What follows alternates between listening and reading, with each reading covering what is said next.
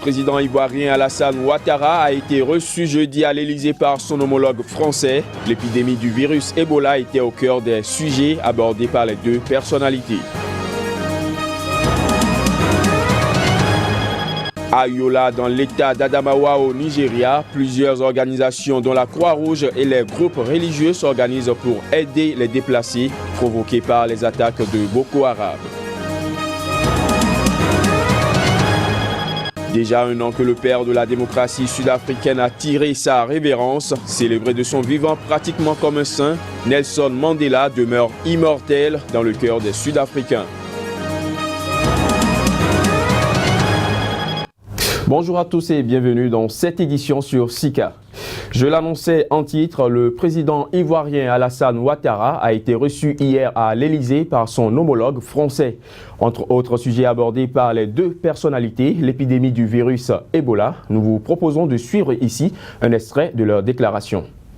Nous sommes conscients que c'est d'abord dans les pays touchés que nous devons être les plus efficaces. C'était le sens de ma visite en Guinée et de ce que nous avons pu faire avec l'Europe pour assurer la présence de soignants, assurer la formation de ces soignants et permettre en Guinée forestière de traiter le mal là où il s'est hélas déclaré.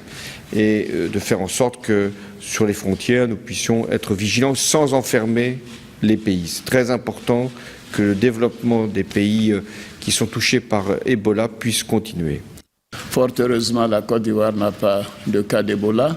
Je voudrais vous remercier pour le voyage que vous avez effectué en Guinée, qui a donné tout de même un message de solidarité, non seulement aux Guinéens, mais à tous les Africains, puisque cette maladie a donc développé une stigmatisation qui crée des difficultés maintenant au déplacement de nombreux Africains en Europe comme en Amérique. Le groupe islamiste Boko Haram a attaqué jeudi deux nouvelles localités du nord-est du Nigeria, menant au passage un raid qui n'a pas fait de victimes sur une cimenterie du groupe français Lafarge, déjà prise pour cible le mois dernier. Les assaillants s'en sont d'abord pris à la ville de Badjoga dans l'état de Gombe, dont ils ont été chassés par l'armée avant de se retourner contre la ville d'Achaka, non loin où ils ont attaqué l'usine du cimentier français Lafarge, déjà pillée le 4 novembre dernier. Les attaques de jeudi, lors desquelles des banques ont été pillées, de nombreux véhicules et des médicaments volés ressemblent à un raid de ravitaillement du groupe islamiste. Ce nouveau raid fait suite à une double attaque meurtrière lancée lundi sur les capitales régionales de Maïdougouri et d'Amatourou, également dans l'état du nord-est, dans le nord-est du Nigeria, épicentre de l'insurrection islamiste. Restons toujours dans le nord-est du Nigeria où plusieurs centaines de milliers de personnes ont fui leur foyer suite aux attaques du groupe islamiste Boko Haram. À Yola, dans l'état d'Adamawa, plusieurs organisations dont la Croix-Rouge, l'université de Yola et des groupes religieux s'organisent pour aider les déplacés. Reportage. Au cours des derniers mois, les attaques de Boko Haram ont été dévastatrices. Des milliers d'habitants de certaines villes du nord-est du pays ont été forcés de quitter leur maison. Certains ont été accueillis par des amis ou des parents, tandis que d'autres, estimés à des centaines de milliers, ont réussi à s'échapper pour arriver dans des villes frontalières au Cameroun où ils vivent dans de très difficiles conditions, manquant de nourriture et de médicaments. Yola est la capitale administrative de l'état d'Adamawa au Nigeria. Elle est située à l'est du pays sur la rivière Benue, non loin de la frontière avec le Cameroun. Elle accueille les déplacés des localités actuellement aux mains des islamistes du groupe Boko Haram. Plusieurs organisations dont la Croix-Rouge, l'université de Yola et les groupes religieux s'organisent pour aider les déplacés. Mais les vivres commencent par manquer. So now they have supplied each item. Pour le moment, nous avons fourni des vivres à 150 familles. Nous avons du riz, du maïs, nous avons de l'huile, des légumes et d'autres choses. Tout cela est un grand soulagement pour les personnes déplacées parce qu'elles souffrent beaucoup. À Yola, il n'y a pas de distinction de religion. Tout le monde est pris en compte. Mais la principale interrogation de l'heure est de savoir jusqu'à quand durera ce calvaire des populations. L'opération militaire française Sangaris a été déclenchée en Centrafrique il y a de cela un an. Grâce à elle, les massacres à grande échelle ont cessé dans le pays. Cependant, la Centrafrique est ruinée et déchirée. Les images.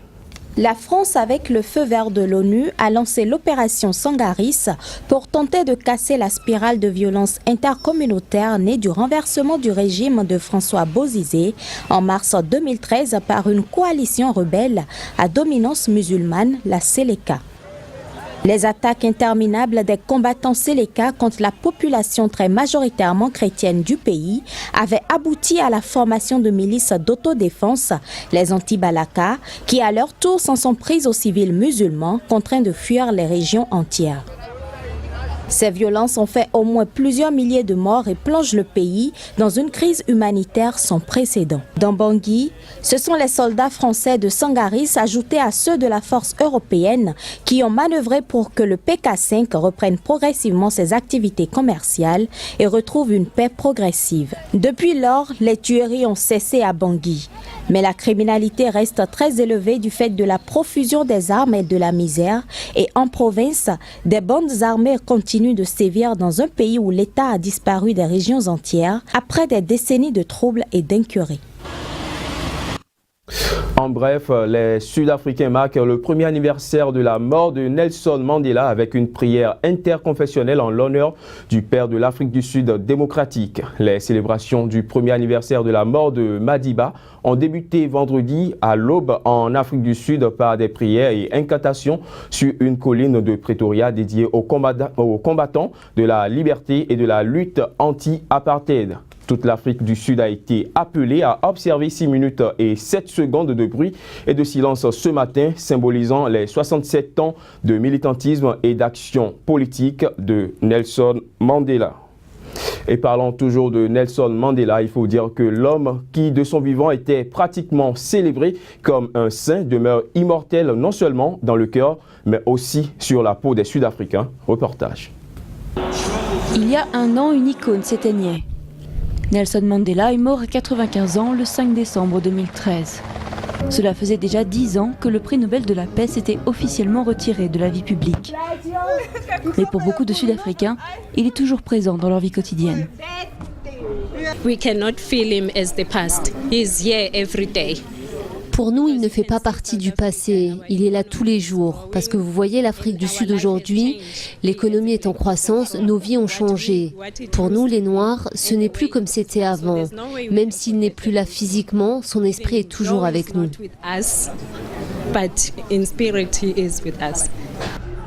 L'ancienne maison de Mandela à Soweto, le célèbre township de Johannesburg, accueille chaque jour des touristes étrangers et des visiteurs de tout le pays. Comme Eugène et ses 2 filles qui voulaient prendre des photos devant ce lieu devenu sacré pour les Sud-Africains. L'Afrique du Sud est toujours une seule nation. Nous sommes toujours ensemble. Même si nous avons différentes cultures, nous sommes ensemble. Et c'est comme ça que je sens que Mandela est toujours en vie. Depuis le décès de Tata Madiba, comme on l'appelle en Afrique du Sud, les salons de tatouage ont noté une hausse des demandes concernant l'ancien président. Comme Pumelelo, qui réfléchit depuis 1 an au meilleur dessin. Plusieurs heures de souffrance et environ 300 € pour se faire graver Mandela à même la peau.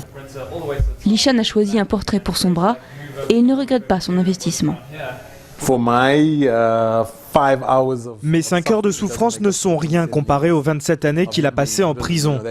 5 heures, c'est une petite claque dans le dos. Pour moi, lui redonner 27 ans de vie en ayant un tatouage de lui sur mon bras, c'est plus important que tout. Mandela a été élevé de son vivant au rang d'icône intouchable.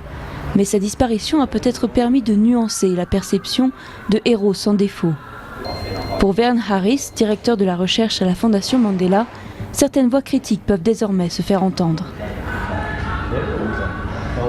Je pense que nous sommes en train de commencer à reconnaître que nous n'avons pas assez tenu compte du passé. Et notamment, nous avons laissé les Sud-Africains blancs oublier trop facilement leur rôle dans ce qui a été un crime contre l'humanité. Quand Tata Madiba est mort, des centaines de milliers de messages ont été écrits par des compatriotes en deuil, des chefs d'État, des personnes partout dans le monde. La Fondation expose pendant 10 jours une sélection de ses hommages à son courage, ses actions, son sourire, toutes les qualités pour lesquelles il ne sera jamais oublié.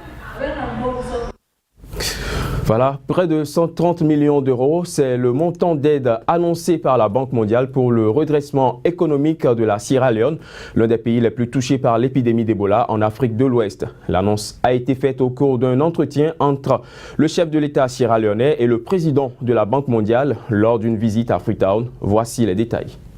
Les centres régionaux d'opération et équipes de secours d'urgence bénéficieront de cette aide dans les régions ouest et nord du pays. Elle servira à redresser l'agriculture et à créer des emplois dans ces zones sévèrement touchées par l'épidémie d'Ebola. L'importante baisse de la production agricole à cause de l'épidémie inquiète. Il sera alors question d'aider les paysans en construisant des voies de desserte qui vont les relier au marché. Pas de crise alimentaire qui succède à l'épidémie d'Ebola. Nous accélérons notre soutien à la Sierra Leone et nous prévoyons de délivrer un paquet de soutien pour un rétablissement économique complet en seulement 2 ans au lieu de 3. En d'autres termes, notre plan sur 3 ans va être réalisé en 2. La Sierra Leone va émerger de l'épidémie d'Ebola plus forte qu'elle ne l'était avant l'épidémie d'Ebola. Nous pouvons construire des infrastructures, nous pouvons entraîner des gens à travailler dans le domaine de la santé autant que possible en réponse à cette épidémie et nous pensons pouvoir améliorer la croissance et le rétablissement économique. Pour le président Baïkoroma, la visite du président de la Banque mondiale représente le signe que son pays peut accueillir des visiteurs. La priorité devrait être d'isoler le virus et non d'isoler le pays. Il nous a donné l'assurance que la Banque mondiale sera avec nous, va combattre avec nous jusqu'à la fin de l'épidémie d'Ebola dans ce pays. Sa présence ici va envoyer un signal au reste du monde que la Sierra Leone est toujours ouverte aux visiteurs. Notre objectif est d'isoler Ebola et non pas isoler le reste du pays. Des répercussions d'Ebola pourraient provoquer une récession en Sierra Leone l'année prochaine. La production alimentaire va également baisser car les semis ont été entravés pendant la période de juin à août. Avec 1583 décès, la Sierra Leone est le 2e pays le plus touché par Ebola, derrière le Libéria. Fin de cette édition, mesdames, messieurs. Merci de nous avoir suivis. L'actualité continue sur Sika.